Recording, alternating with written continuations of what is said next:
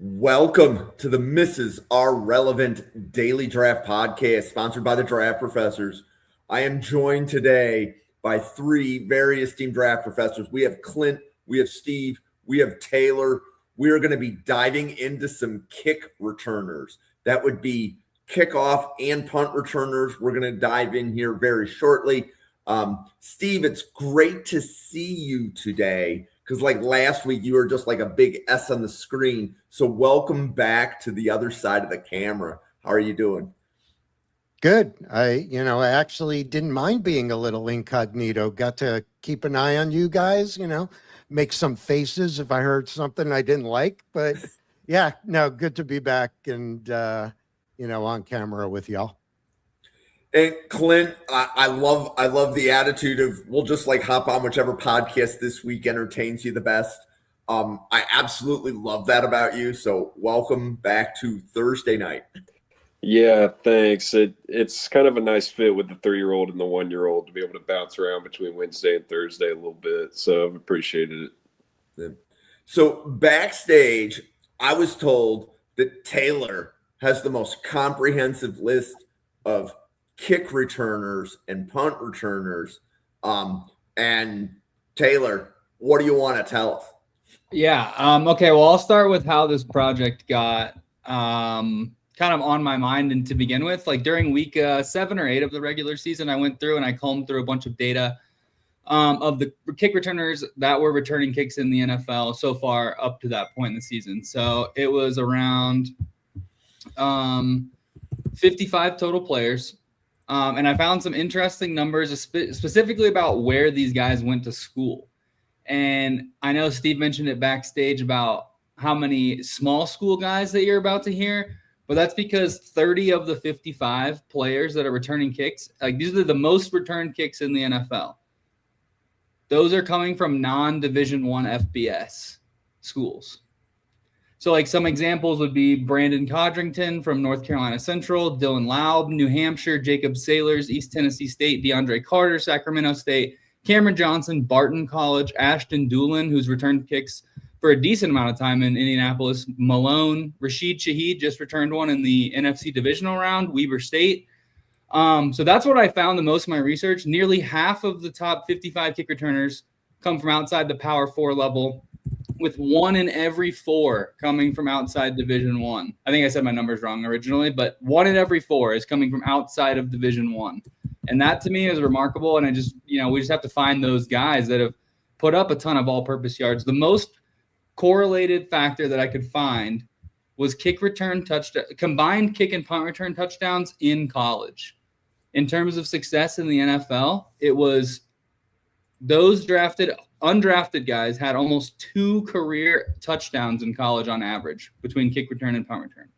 So a lot of these guys that you want on your NFL roster are guys that have returned kick for touchdowns. That is seen in almost every single level of where you're drafted. It doesn't matter. If you're drafted on day 2, a lot of times some guys like Tank Bigsby, right? Like those guys were drafted for a specific role in the offense, and maybe now they've just reverted to kick returner, and that's kind of where they've gained their specialty, but they weren't originally looked at like that. So there's a lot of data I found. I thought it was very interesting. It's on my site, footballwithchaw.com. It's a very, very fun article. There's nice, colorful graphs and everything like that. So, yeah, I got a pretty deep list, but I want to hear Steve talk about Colin Lacey. That's where I want to start. I think he's probably the most well-known returner in this class, or one of them. So I just want to get him out of the way, and I kind of have some thoughts on him as well. Okay. So, yeah, let's dive in. Give me 1 second. There we go. Okay, so from Louisville, transferred there a couple of years ago from South Alabama. He's got, just in regular season, not including any postseason appearances, 34 total kickoff returns for a little over 800 yards, 1 touchdown. In the punt return game, he's also been a factor. 82 punt returns for 907 yards for 3 touchdowns. He has, in the regular season, muffed a few, about 5. But, small school, not small school, smaller size guy. I've got him at around 5'9", 180 pounds. compact. He's a quick, twitchy guy as a receiver and returner. He's built for short area agility. He is a senior. The production scaled up certainly with the competition moving, over from South Alabama over to Louisville. He's been healthy, which is good. There are some pretty decent grades on him. If you look at some of the popular sites that people use, but the things that I like about him outside of what the numbers have been is his short area burst, his vision, his competitiveness, just the instincts on the return, and playing through contact, perimeter blocking. These are all areas of improvement, but that's what I got on Lacy. So, Clint, have you evaluated Colin Lacy at wide receiver yet? Yeah, and I was going to kind of go there as far as, not being repetitive. I think for starters, we talk about him being, kind of that 5'8"-ish, 190 build, but he's muscular. I mean, there's some density, like Steve said, as far as fighting through contact, and a guy that has those things that he has to have at that size. Obviously the return ability we're talking about. And then he's good at releasing off the line of scrimmage, particularly in the short area. And going back to what we said about him being tough with the ball in his hands. I mean, I had him down for 12 forced missed tackles this year. Somebody that has a really good understanding for zone as well. And, obviously he's got to have that spatial awareness returning kickoffs and punts. And lastly, I just had that, he tracks the ball well and it's got good hands. He had less than a 6% drop rate this year. So those were good numbers, particularly bumping up a competition like we mentioned. So he's definitely one of the more fun ones, and somebody, it's like the two names that Taylor mentioned that caught my attention was reminding me about Dylan Laub. He was a fun prospect coming out, small school guy that we had a lot of fun with. And then obviously Rashid Shaheed, the Falcons and me is real glad he's not in New Orleans anymore. But yeah, I mean, I think Lacy's one of those guys we could be on this episode next year and be like, man, that guy really had a good rookie year getting a spot, being a returner. But there's also some receiving upside that he's added to it. Yeah, and one of the things about Lacy, so that was very interesting. So he was one of the first wide receivers that Randall covered on Tuesdays, right? So meaning, we go through starting in October, we're breaking down the wide receiver class. And Lacy was one of the first two podcasts we did in October. I don't know if he was on the first show or the second, but Randall's like UDFA, but his kick returning might get him drafted. But then when Randall did his wide receiver board right after Thanksgiving, Lacy had shot up because once Chris Bell got hurt, he got more receiver reps. So I think if you were to ask just any generic draft person who the best kick returners are, I think the top two are going to be Lacy and Zachariah Branch. And Lacy has just this year alone 119 snaps on kick and punt returns. So it's 53 kick returns and 66 punt returns. So that's a lot of snaps for returns. And Taylor, how many touchdowns did Colin Lacy have this year? This year he actually, I don't think he scored 2 punt return touchdowns this year. He had a kick return touchdown last year, but 4 total touchdowns for his career. And I think that's my major concern about him. His kick return average this year was only 21. Like it's only less than 24 for his career. So I think this is where you have to make the distinction between kick return and punt return, especially with the new rules. Like I don't think he's someone that's capable of carrying the tote as a kick returner in today's NFL. With the old rules, I think kick returner are great. But now I think he's a certified punt returner, but I think that might be enough to get him, a day 3 grade and get drafted on day 3. But I really don't think he's going to have a lot of opportunity at kick returner, although I've seen some teams, specifically the Broncos, like they'll use Marvin Mims when they need a big return. So they have specialty packages and specialty plays for these kick returns. Because most of the time it's Jaleel McLaughlin and Tyler Beatty out there. It's not Mims every single time. So maybe Lacy can be used in that role when they need a spark. But I think he's more of a wide receiver, like 4 or 5 on a roster, and he's going to play punt return for sure. So the other thing is when he moved over from South Alabama, he didn't really have any punt returns in 2024. He was strictly, for the most part, on kick returns. This year, if you look at the numbers, it's balanced out. It's actually shifted more to the punt return side. So I have a question for you guys before we dive deeper into everybody's list. For Buffalo, most of the kick-off returners are running backs, meaning that Ray Davis led the league in kickoff returns, and he is a running back. And Taylor, at least one of the players that you mentioned for Denver, I recognized as a running back. Yeah, two of them, both of them. So, Clint, who's returning kicks for Atlanta? Running back, wide receiver, or different position? We actually moved on from our primary kick returner, so that's going to be up for grabs. That's been one reason, for a lot of the fans down here, obviously, geographically, it's a lot of Georgia Bulldog fans in this fan base, sometimes to our detriment. I can say that. I pull for both. That's one reason a lot of people are excited about Zachariah Branch, because that spot, he'd walk in immediately, get the keys.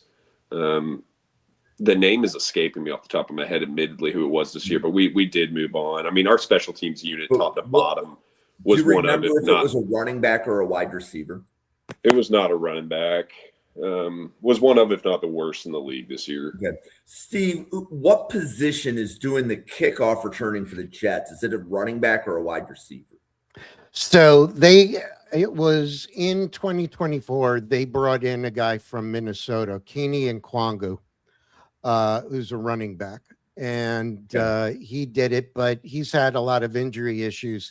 So they switched over to Isaiah Williams, who had some electric ones. And as a matter of fact, I think I'd be drafting, Mendoza in a couple of months if it wasn't for Williams and beating Clint's Falcons with it. So it's like, man, of all people to have on the podcast. But, I did look at that. When I looked at this initially midway through the season, it was about 50-50 between running back and wide receiver. And there was 3 total defensive backs that returned kicks. One of them I mentioned earlier. I could jump back in and say the name that escaped me was Jamal Agnew, who really had a good past career as a Pro Bowler at returner. His position is receiver, but he had some fumble issues this year. And I also think he got a little bit scapegoated. Like I said, our special teams unit sucked this year. Okay. So Colin Lacey is probably going to be he's going to be one of the 5 kick returners that you hear about the most. But Taylor, where do you want to go next? I'll go to Iowa, and I've talked about Caden Wheatgen several times as well on my page. I think he's an even bigger punt return weapon, but he averaged a little bit more yards per return on kick return than Lacey did. So 28.5 yards per kick return with a touchdown, then almost 27 yards per punt return, which is crazy. 3 touchdowns there, 6 total collegiate return touchdowns. That is top tier. You're up there with Kevontae Turpin in terms of how many kick return and punt return combined touchdowns you have. I just think he's someone that can play, and he's going to have a role in an offense for sure, because he has 22 carries for 129 yards in his career. So he's averaging 6 yards per carry. He's got a few receptions. He's got touchdowns. He can do kicks, punts, special teams. The dude's a gamer. I think Caden Wheatgen is going to be an awesome special teams player in the NFL. So Clint or Steve, did either of you guys have the Iowa returner on your radar? Yeah, I've got him. And Shaw, you nailed it. You're talking for a guy in 3 years with over 2,000 yards between kicks and punts, 3 touchdowns this year alone on punt returns, for 500, I think it was something like 550 yards, something like that. And, he's done more on that, but he did have 103-yard return this year on a kick return. Obviously for a touchdown. The ball security is good, very low issues with muffing, and even on the fair catches, there have been some guys, if you guys remember years ago, the Jets had a pretty good receiver in the mid 2000s, Jeremy Curley. We used to call him Fair Catch Curley, and he really didn't break away with too many of them. but it's good to see. I mean, for his career, he's only had about 30 fair catch punt. Now you see, you're giving me Rex Ryan flashbacks, because when Rex Ryan coached Buffalo, we used to say we don't have a punt returner, we have a punt catcher. Yeah. Yeah. But even in the postseason, he's had 8 postseason returns, almost 300 yards. He had another touchdown there, and he's just consistent as, I guess a good word would be, an explosive play generator, right? In these environments, he shows he's got the durability, and he is another, height-wise smaller guy. I think I got him at 5'8" and just under 200 pounds. Can check me on it. But, be able to maintain the performance under pressure, big game return resume for any of these NFL evaluators out there. Just finishing through the arm tackles on some of these returns and just fixing some of the decisiveness, because I think he could have had more, big ones, especially this year for Iowa. But, that's what I got on Weechin. So, Clint, I know that you've got a couple of kick returners that are probably going to be day 2 picks. When you and I were texting earlier, you want to share a couple of the guys that you had?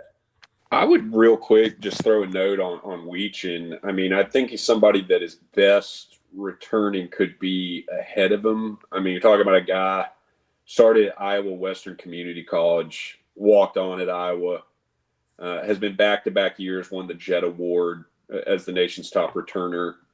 He could have some of his best football in front of him, just to the point of somebody's going to take a bet on the guy.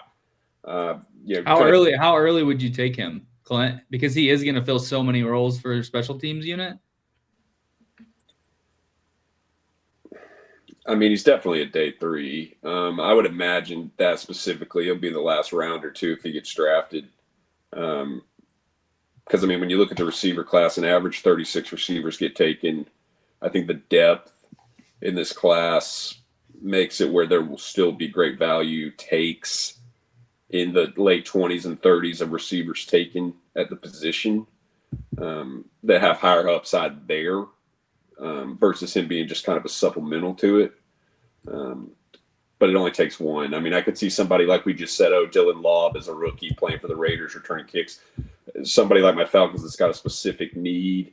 I could see him getting his name called. And I'm pulling for him too. Yeah, I think he could go. I think someone might get a little antsy in round 5 and try to get their hands on some Caden Weeden. Yeah, but as far as throwing another name out there, we've kind of done two of the more descriptive. I think it'd be good to maybe just kind of do an easier one. Some of the bigger names, like you said, guys going day 2. Hell, I think this guy could go day 1. Casey Concepcion at A&M. He's had some great returns. This is a lazy take because he's only had a handful of returns, but it feels like he takes it to the barn, and I doubt anybody will let him do it. But I just wanted to mention Caleb Downs, a freak at that as well. And I had on here another name or two that are going to be day 2 guys. Dion Burks out of Oklahoma, kind of a spark plug guy. I really have him on our short list in Atlanta. More of that 5'9", 180s kind of build, who could fill that role and also give us some of that upside we need as far as a receiver 2. Yeah, I had him here at 5'9", 182. It's a vertical slot threat. He's another one we could throw on there. And then, an easy name to remember coming off of this college football playoff run is Keontae Scott, who I think is the best nickel in this class. It really was a really strong returner in his 22 starts as a DB at Auburn. Those are a couple of more of the obvious names. We already mentioned Zachariah Branch. I had a good list. I came in here of 10, and that's a few of the more kind of obvious top shelf ones. Yeah, I got one for you, Clint. How about Lorenzo Styles Jr.? You mentioned Caleb Downs. Lorenzo Styles, 5 career kick returns. He's averaging almost 40 per return with a touchdown. He doesn't get to return them either, but, man, he's pretty good at it when he gets his hands on the ball. And Taylor, you're specifically calling out Styles as a kick returner. You're making a distinction between kick and punt. And I think that's Yeah. where guys like He's only had about 36 punt return yards this past year. I don't have any record of him doing it prior. Yeah, so he is primarily kick. Yeah, I think that's where Casey Concepcion and Deion Burks are going to make their money. I don't think it's going to be on kick return. I just think the new rules, you just need someone bigger, physical, that can hold on to the ball and get you 25 to 28 yards. Like, you have to return it close to the 35 to even make it worth it, right? Like, that's why they changed the rule this year to where the touchback now over the end zone, if it doesn't land a landing zone, it comes out to the 35. It was previously the 30 and nobody cared. It was just they're kicking it straight into the end zone because the value is better to just take it at the 30. So now at least it's a 35, and we've seen a record number of returns, which I think is awesome. But I think some of these smaller guys are going to be set for punt return, and then kind of that like specialty role when they need a big return on kick return. I think that's something where they draw up a play. They have a specific blocking scheme for this one kick returner. If that's Casey Concepcion, get him the ball, right? We're down by 7. We're going into the fourth quarter, and we need a spark, right? Something like that. I think that's where some of these guys fit in a little bit better. And I think you're right onto something with the kick return shifting to more running back focused, right?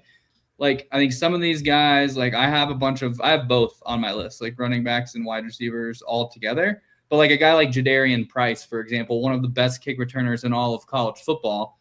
He projects as a top 10, top 5 for some people running back in this class.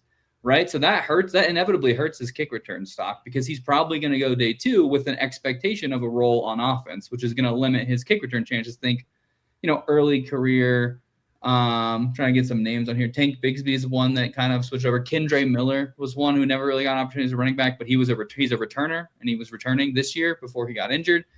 So again, he is averaging 36 yards per return for his entire career, 3 total touchdowns.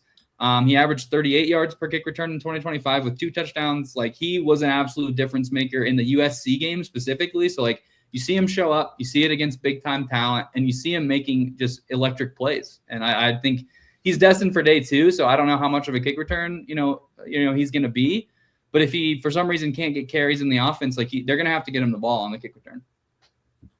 Yeah. I think too, you could even throw that back to a name I mentioned earlier, talking about Atlanta. I talked about Jamal Agnew being the returner this year, ultimately got let go, even having been a previous Pro Bowler at the position more in his time with the Jags. I mean, he was 5'10", 178 and had some fumble issues. So as far as the evolution of the position, to us talking about a guy, I know I've said his name 2 or 3 times, but Dylan Laub with the Raiders, being that stocky, small school running back, it's a great mention. And, it also made me think, when I was kind of looking at my list as far as running back at the position, I know another one worth mentioning is Damon Claiborne out of Wake Forest, 5'10", 195, 200. The guy that had 5 yards per carry, 10 touchdowns, over 900 yards rushing this year. I think if you looked league-wide, he's definitely going to be a top 10 back across the league. You mentioned Jadarian Price. I mean, hell, man, I've seen people – I've seen people at this point in the draft process that have him as high as a top 3 running back in this class. I mean, people are really, really excited about him. Just to even further say, it's like, oh yeah, guys with that kind of level of talent. But Claiborne's another one I threw in there going into this as far as kickoff returns this year. This year he didn't really get to do it as much, but I mean, 2023, 2024, he had 21 attempts for about 570 yards and 2 touchdowns. That's another name I'd throw in there that will go lower than Price, but it's similar kind of thought process as somebody that's going to primarily be taken. There's going to be taken for their position first, but could just be supplemental. But no, that's a great point. And it's interesting too, when we even discuss receivers at the position, to look at that size difference. Like, you could take Burks as the lesser point there versus some other names we'll get to that are heavier guys. Yeah, and I think something else to add to that, right? So one of the differences, I think, in the NFL relative to college is because the NFL rosters are like 50% smaller, right? You can have 100 players on the sideline in college. You're only going to be able to have 53 dressed for an NFL game. So any of these running backs that we're talking about, if we do like a running back big board and we're saying they're going to be a running back by committee or they're going to be an RB2 or an RB3, as soon as you're not the starter and a running back by committee, I think you're now going to be required to return kicks. I actually think there may even be a trend where we might see even more college running backs return kicks.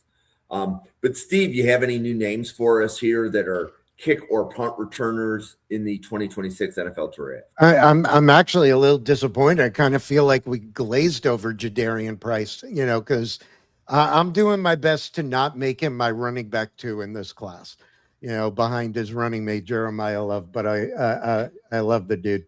Let's go focus on the punt side. It's a name we've talked about because during the season, Cha and I, we did a bunch of Illinois game previews. And a guy I really like is Hank Beatty.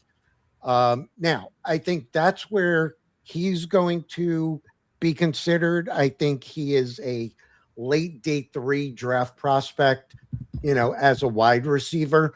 I've got him 5'10", 5'11", about 186 pounds, very compact slot receiver, good build. He's got the good short area quickness and balance and the play strength for his size. He's actually, what did he start out as? He was a quarterback and converted over. But in terms of now, he hasn't really throughout his career offered really anything on the kick return. He is primarily a punt returner. He only has 1 touchdown for his career. He's got an average. Well, he had an average this year of about 16 yards, but he's a guy that if you're looking, depending on how you're building your wide receiver room, and I think there are some teams that'll keep 5 receivers. Some will go with that 6th one. I think, day 3 on the draft, whether it's, round 6, round 7, you see Beatty laying around there. He's a guy you pick up because, as a receiver too, he's shown a lot of toughness. He's been reliable. His ball security has been good. His competitiveness and his decision-making, he's not the most explosive guy. I don't think he's creative when it comes to his lateral movement, and can he really threaten coverage vertically? No, but I know this is a guy I'll probably throw in the slot and he could probably get me 2 to 3 good receptions a game and move the chains, but also contribute on the punt game. I'd add too, just factoids as far as Beatty that give you some comfort as far as, the ceiling floor. I mean, Illinois Gatorade Player of the Year in 2021, like you said, was the kind of guy you opened the local newspaper the day after Friday night and played quarterback and threw for 200 yards, played running back and had 75 yards, had 4 catches, blocked a punt, took one to the house, had 2 punts. A lot of ability there. And then just lastly, I mean, as far as not just starts, but playing and participating, guy played in 50 games at Illinois. A lot of experience there, a lot of athleticism, a lot of production. That's a great mention.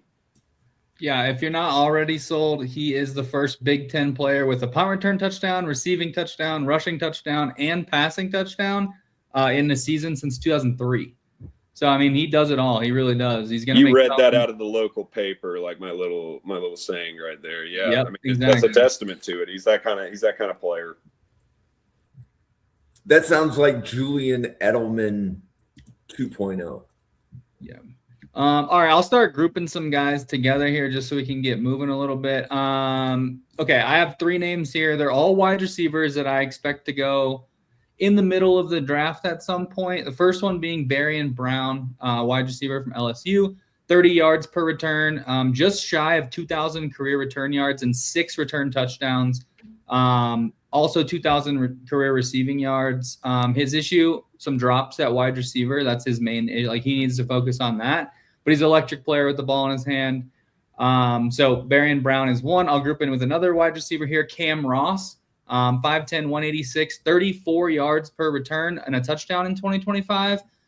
Cam Ross out of Virginia, 203 career receptions for 2,300 yards and 11 touchdowns between UConn, James Madison, and Virginia. Just another guy that I expect to get drafted on day 3 that has some return ability.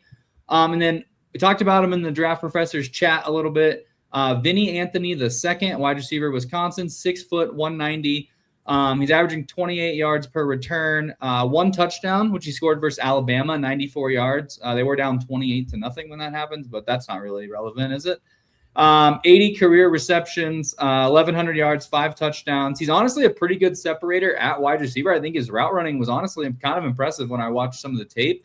And he's electric with the ball in his hands. It's just Wisconsin's offense. I mean, what are you supposed to do up there? I mean, they got nothing going on ever in that offense. It's honestly kind of wild. So those are 3 receivers I kind of see grouped in the same tier. What do you guys think, Clint, Steve? I'd jump out with Barry and Brown. I mean, for starters, the dude can haul ass, for one thing. He's somebody that will go hang a number in Indianapolis. Back-to-back Tennessee State champion in the 100 meters and 200 meters.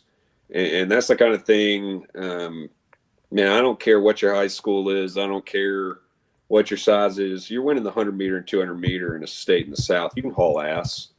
I think that's a good start. 37 starts in the SEC between Kentucky and LSU.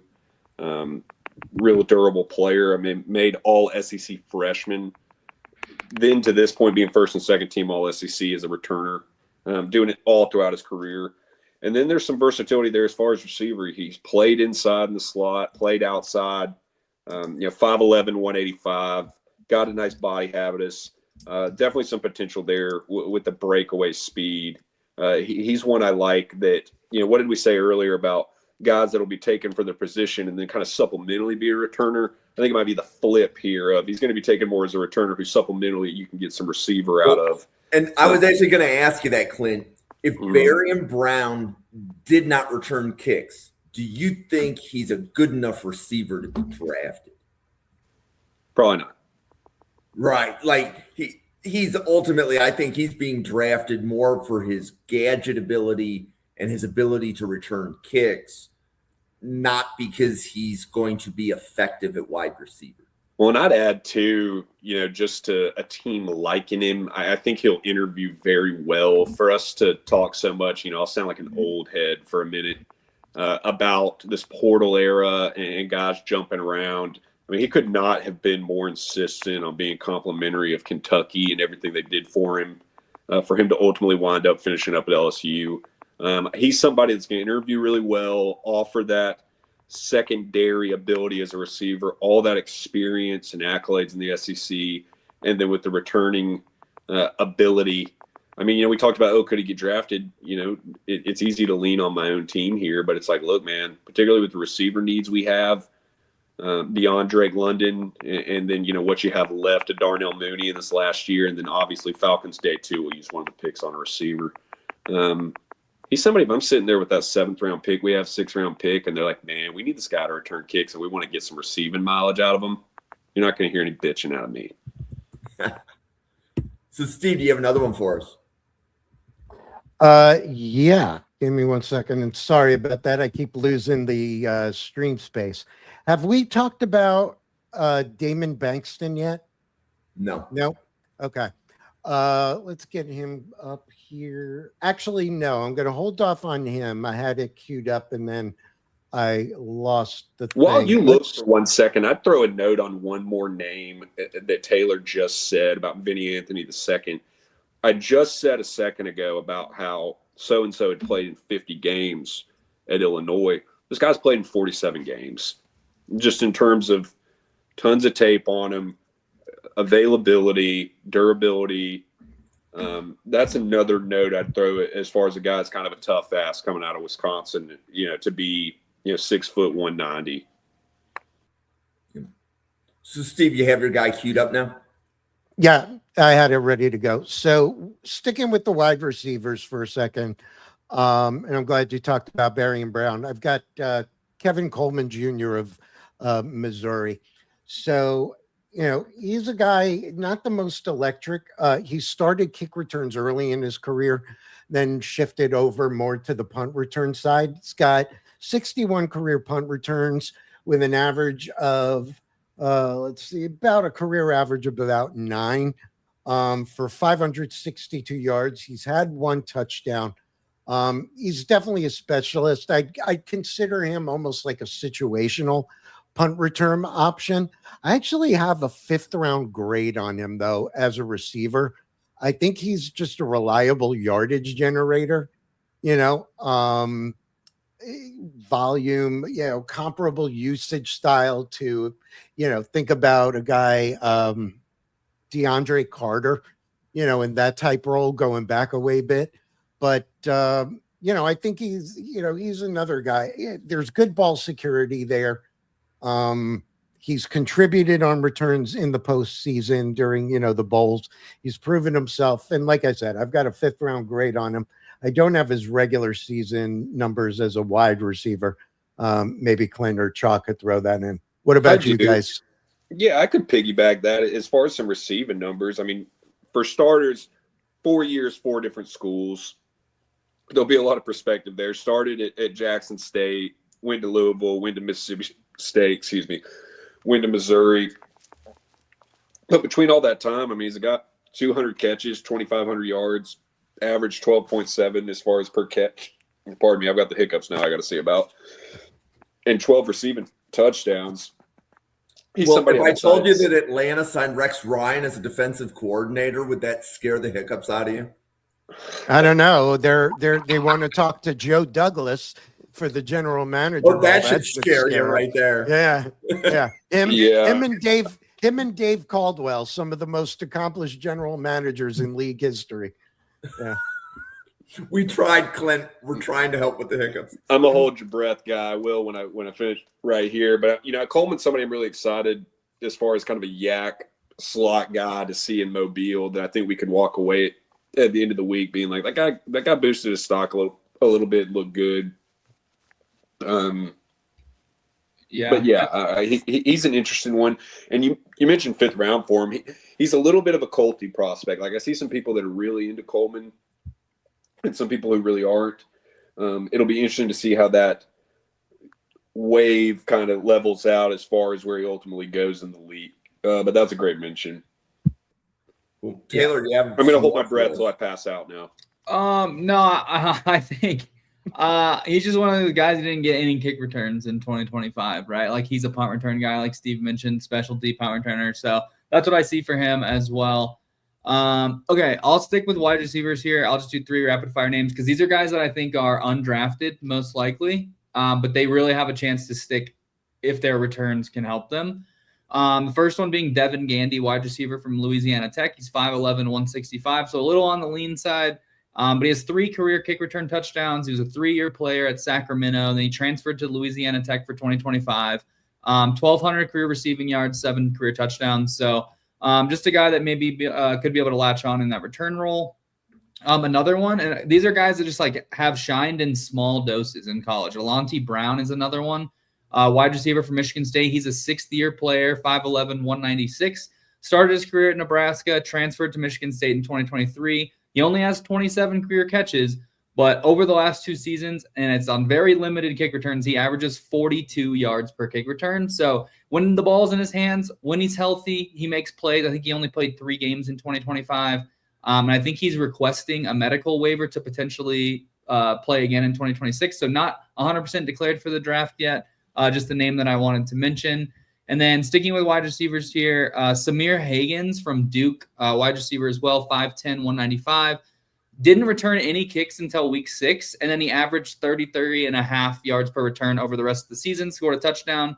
For his career, 32 yards per return, 2 career touchdowns, 30 yards per punt return for his career, and he scored a touchdown there as well, along with 152 career receptions, 1,500 yards, and 14 touchdowns. So Samir Hagans, 5'10", 195, like he's got the wiggle, he's got the juice. He wasn't kick returning early in the season, but when he came back and he was kick returning at the end, he was electric. So those are 3 guys that I have probably UDFA, but you never know. They could sneak their way into the draft with some good performances over the next couple months. Cool. Clint, any more names for us? Bear with me. I'm still working on it. I'd throw Aaron Anderson out of LSU in there too. 5'8", 188, a guy who you would think is a surprising early declare, but I think part of that might be an example of you are what you are. You're going to get picked here this year. You're going to get picked here next year kind of guy. But, his profile was interesting to me. I mean, 5-star recruit, even at that size, signed with Alabama out of New Orleans to ultimately end up back at LSU.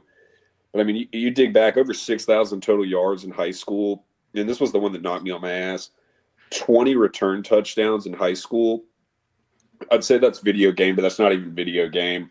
Played a lot of games the last three years. Got him at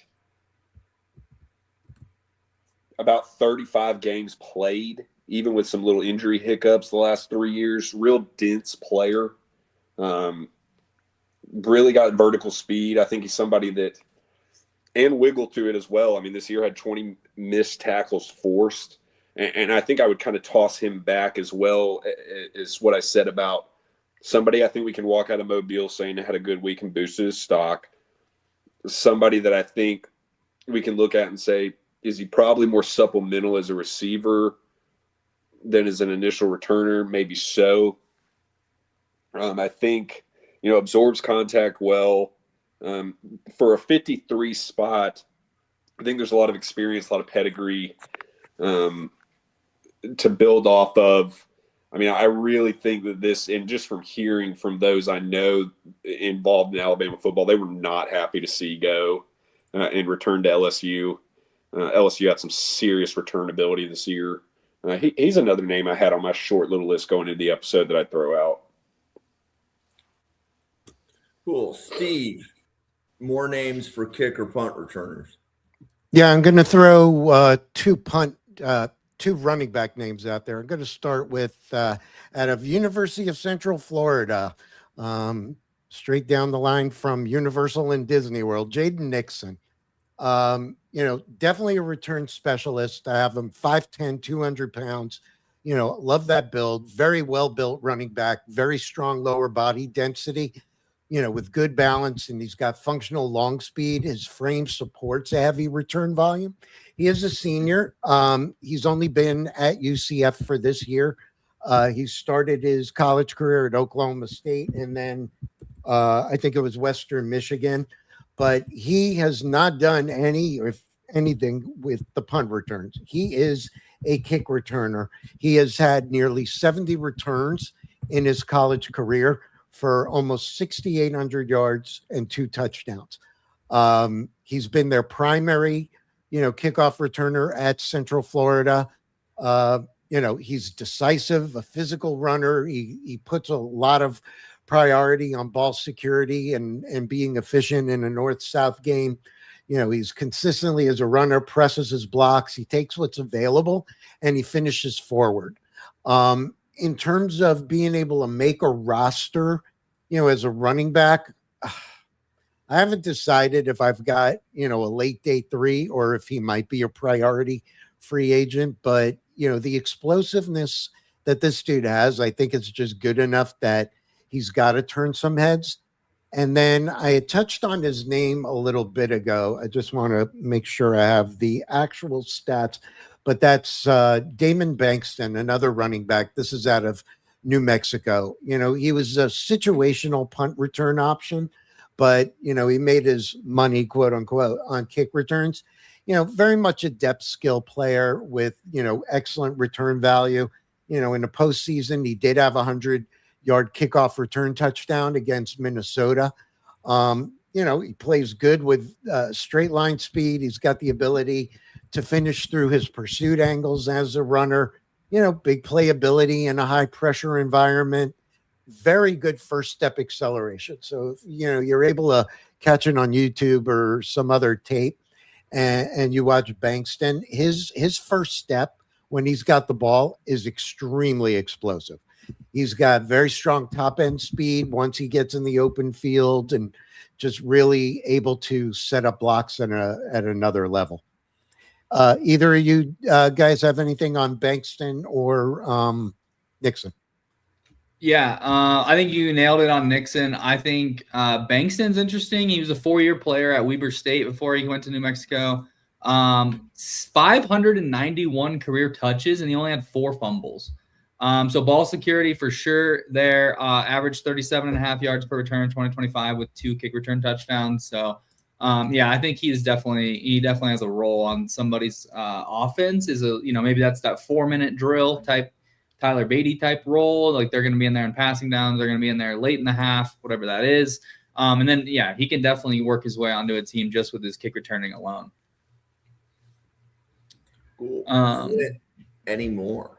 Yeah, I'm gonna keep going. I'm gonna go three running Okay. backs. I'm gonna group them together again. First one, honestly, the craziest find, Devin Miles, running back from Western Michigan. He's 5'9", 184. He transferred from Mount San Antonio College. I don't know if you guys know where that's at. I assume it's in San Antonio. Never heard of it. But in 2025, he rushed for 425 yards and 3 touchdowns. But he runs pretty powerful for his size. Like, he looks pretty small, but he runs vicious. And I got a hold of I was watching his Mount San Antonio highlights. Oh my God. This guy was running over people. Obviously, it's not the same level, but he averaged 37 yards per return there. He rushed for 1,200 yards and 15 touchdowns that season. Obviously, got him to Western Michigan. UDFA for sure. Just don't be surprised if you hear Devin Miles' name in the next couple of years as a returner. And then Julian Gray, running back from Liberty, 5'11", 195, almost 30 yards per return with a touchdown, 1,500 kick return yards, 2 career touchdowns. But I really think where he's going to make his money in the NFL is as a change of pace back. He had 55 career receptions for 608 yards and 4 touchdowns. So tripled basically his rushing yards with receiving yards as a running back. So he's an interesting prospect to me. And then my favorite, I got to get this guy on my team. I got to get him on the Denver Broncos. Sia Bangura, running back, Ohio, 6 foot, 216 pounds. He only has 3 career kick returns, and they went for 141 yards and a touchdown. His first ever kick return was a touchdown in college, but he's rushed for almost 3,400 career yards, 37 touchdowns. He has 63 career receptions for 500 yards and 3 touchdowns, like 40 career touchdowns. I mean, that's just the player that I need as a power back, 6 foot, 216. Like, he's running through tackles. I think that's kind of where the new kick return rule is trending, guys like that. So yeah, Sia Bangura, I mean, that guy is awesome. I would highly recommend anyone go watch his tape. He's a fun player. So Clint, we'll go around the horn one more time. Any more kick or punt returners you'd like to bring to everybody's attention? Yeah, I'll go the antithesis of Taylor's larger size. Desmond Reed out of Pitt. This guy's going to be like more of the 5'6", 170, 175 kind of player. But he's a do-it-all. I mean, it's strictly punt returns, not going to do any kick returns. But when you look at his punt returns the last 2 years, 18 punt returns, 264 yards, 2 touchdowns. Got a long of 78 and 24, a long of 88 and 25. Real spark plug player. And when you look at his 4 years between Western Carolina and Pitt, as far as a running back, I mean, averaged 6 yards a carry, nearly 3,000 yards, 4 touchdowns. But really, in this modern NFL, as a running back 3, kind of a Kenny Gainwell habitus kind of style player. I mean, 117 receptions, nearly 1,400 yards, 7 touchdowns, 12 yards a catch. I think between those 3 facets, he's somebody who's going to get taken late day 3. I mean, obviously the size isn't exciting. He looks about, like the classics, like a Darren Sproles out there, not as buff. But there's so much to offer there. Like I said, as a running back 3, change of pace back with receiving ability out of the backfield. Had him down for 20 missed tackles forced this year at Pitt. He's somebody that's really exciting to me. I think he had a good week. He was on the Hula Bowl team. I need to look at my notes and see if he's in either of these bowl games. No, I believe Hula was his one, but and got real breakaway speed. I mean, the things he has to have at that size, he has. He's got track speed. He's multifaceted as a receiver, a running back, a punt returner. Tough kid. He's played at a high level at Pitt the last 2 years. Been first team all conference as a running back and as a return specialist. That's another fun one I'd kind of throw in there as a smaller guy that has carved out enough roles to put himself in a position to get a spot. Yeah, I'm glad you mentioned him. Despite the size, I also like him as a running back because he's got that low center of gravity. As a running back, he's got such great twitch and balance and really good change of direction ability. So he's not built for power, but he's built for space and quickness. And yeah, and I think he's a day 3 guy for sure. And Steve, anybody else that you want to throw out there? Yeah, I got one more, another wide receiver, and hoping Chalk can add some additional color because he plays for Kansas, and that's Emmanuel Henderson Jr. I'd probably call him a return specialist first and then a wide receiver second. But it's interesting because I thought I had him down as one of the bigger ones that just slightly over 6 foot.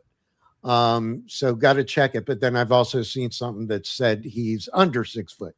But yeah, he came over from Alabama, and that's a big deal, right? You're moving over from the Crimson Tide. Former 4-star recruit. He was an elite high school sprinter, very much a speed-based prospect. His value is tied directly to how explosive he is. In terms of his returning for his career, just under 500, just under 600 yards. 1 touchdown. The touchdown did come this year. He did have a 94-yard return earlier in the regular season. But I think he's got legitimate top-end speed. Once he's in the open field, he could certainly separate, in terms of pursuit. I think he's good with the ball in his hands. He knows how to take care of it. He's confident bringing the kicks out when the space is available. I'm not sure about his vision. He could certainly, flip the field position and, be when the lanes are open, right? I don't know that he's a guy who will open lanes, but if the lanes are open for him, he'll take it. Shaw, you got anything on him? No, not much other than he went to KU, so we're not disappointed to see him go into the NFL draft. No, I actually like him. I think he's fun. The Alabama transfer. I think he achieved a little bit at KU this year is what people were expecting, obviously transferring from Bama, but that whole operation over there at KU is just an absolute mess at all times. So I'm going to go rapid fire, 5 names. They're all non-FBS. Like I talked about at the beginning of the show, FBS guy, like half of the returners in the NFL are not from Division I FBS. So I went through some FCS names and I have Josh Pitzenberger, running back from Yale. He ran for 3,400 career yards and 45 career touchdowns. Production.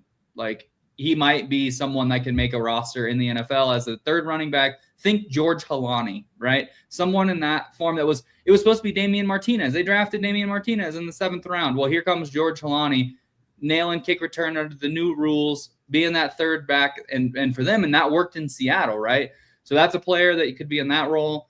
Couple wide receivers here. Brandon Hayes from Southeastern Louisiana started his career at Southern Miss. But he was first team All Southland kick returner in 2024, 30 yards per return, multiple touchdowns in 2025. Then we'll go to Colby Katzis, wide receiver, Northern Arizona. Started his career at Pittsburgh State, where he had a 98-yard kick return for a touchdown in the 2022 Division II playoffs before transferring to Northern Arizona. But 95 receptions, 1,500 yards, 12 touchdowns in 2 seasons, 30 yards per return. J.Q. Brown, another guy running back from Millersville University. If you ever heard of that, he was at Ventura, then he went to Concord, and then he went to Millersville. You probably never heard of this guy. That's a who's who of college football right there. I looked him up on Twitter. Taylor's pencil has caught fire this episode, man. For real, I feel like he's casting for a sequel to The Replacements. No, I need this guy. I need JQ Brown. I hope you're watching this because the last tweet that I saw from him saying that his all-star games keep getting canceled. He can't even get a workout for the NFL draft. Get this man a workout. 30 yards per return. He was just injured most of his career, so he had to bounce around a lot. Pretty electric, though, with the ball in his hands. And then the guy that I'm going to make my guy die on the hill for here is Rodney Hammond Jr., running back from Sacramento State. 4 years at Pittsburgh. 4 years at Pittsburgh where he rushed for 1,500 yards. We just talked about Desmond Reed. This guy scored 14 touchdowns. Transfers down to Sacramento State. He rushed for 100 yards in 7 of his last 8 games. Scored 2 rushing touchdowns or more in 5 of his last 7. He just screams prototypical new NFL kick returner with the production at the small school. Obviously played running back at a very high level at both Pitt and then Sacramento State. So, Rodney Hammond Jr., I'm putting my stamp on him right now. Taylor, first of all, if you are watching this podcast, the link to Taylor's Substack is in the chat. And a lot of let me rephrase that. All of the players mentioned on the podcast are in the article, but there's players in the article that we haven't even talked about. We're just, we're kind of at time. Like Taylor, this was really well researched. Like you had Clint's eyes, like you got Clint fired up. I'll tell you got a good laugh out of me. I don't say this condescendingly. You got a good laugh out of me out of what was his name? Pettyberger out of Yale. I was like, dude, let me tell you, that's digging deep. Josh Pitzenberger. That's digging deep, and that's somebody that it's like, you know what? Feel comfort in the fact that he's going to be a hell of a mutual fund manager if he doesn't get drafted by the league here. I'm telling you, go look this guy up. He is absolutely jacked. Josh Pitzenberger, Yale, another dude. I want to put my stamp on him too. That guy. Awesome. You put your stamp as your guy being Rodney Hammond Jr. out of Sacramento State. I had him in my notes as well. That was the name that stood out the most to me. So it was interesting that you kind of said that was your guy. And was a good high-level 3-star recruit coming out of Booker T. Washington in Virginia when he signed with Pitt. So, I mean, some good background and somebody that went to a really interesting Sacramento State program here in the last year or two. That was a really good last mention. Well, why don't we pause for podcaster identification? So, Steve, you want to tell everybody about all of the draft content and Jets content that you make? Yeah, so it's not that much Jet content. It's more around the NFL because until there's, a lifetime from now when the Jets are actually meaningful to have content, as I frequently joke on the show, we start doing our mock drafts during training camp. Anyway, but the Twitter and YouTube handle is below at Steve_NFL. And that'll direct you. I've got a Substack, got the YouTube channel. And that's where you can find me. Clint. Yeah, it's a one-stop shop. Easy to find me at my Twitter. It's my namesake, Clint Goss, or my handle at NFL Draft Dome. Primarily draft. A lot of Atlanta Falcons as well. We're just wrapped up a head coach hire, kind of building out our staff, and now we're really the only talk of the town as far as the GM search. So you can find everything there, and looking forward to going to my second Senior Bowl here in the next few days, and going to have a lot of content interviews there. Taylor. Nice, Clint. That'll be awesome to get some Senior Bowl content. I'm excited for that. Okay, so you can find me at footballwithchild.com for all my articles, written stuff. Twitter right down there below. Follow me over there. This article that spurred this entire conversation, all the data from all the NFL kick returners that I looked at, where they went to college, all-purpose yards, all-purpose touchdowns in college as well. How that translates into the new kick return rules, that is on my page as well. So go check that out for sure. Back to you, Jim. Okay, so I first want to thank Taylor, Clint, and Steve for prepping for this podcast. You guys were the ones that made this show, and I want to give Taylor an extra 3 stars for the day because your Substack article, I was reading portions of it while we were podcasting to make sure I spelled some names right. So I actually added a few players to the Draft Professor Simulator while we were podcasting. So all 3 of you guys, great job. I also want to tell you that on Friday, we have a 32-person mock. And if you want to draft for your team, go to the Draft Professor Twitter page at NFL Draft Fanatic right here. I'm pointing to it. At NFL Draft Fanatic. No, I am Fanatic. You go to the pinned post, you can draft for your team. So we'll have 2 people on the podcast, Price Carter from Arrowhead Addict and EJ Holt from Draft Professors will be on the podcast discussing every pick. We will probably see Steve in the chat and several other draft professors that you know and love in the chat making picks for some different teams. But there's still plenty of teams left that you can draft for. So just go to the Draft Professor Twitter page and you can sign up. And then a week from Friday, Clint will actually be one of the podcasters during the mock. So again, come on in, check us out. It is by far one of the best podcasts the Draft Professor does every week. And you'll also see Randy, who's here in the chat drafting for the Patriots. And I'm looking to see, and that would fill out who's in the chat right now. For everybody watching, thank you for stopping by. For the 110 podcasters at the Draft Professor, for Clint, Taylor, Steve, and myself, thank you so much for watching. We will see you on a podcast in an hour where we're going to talk about how the Los Angeles Rams went to the Super Bowl, tore down their roster, and built it back up into a Final Four team. That's going to come at you live at 9 o'clock. Thank you, everybody.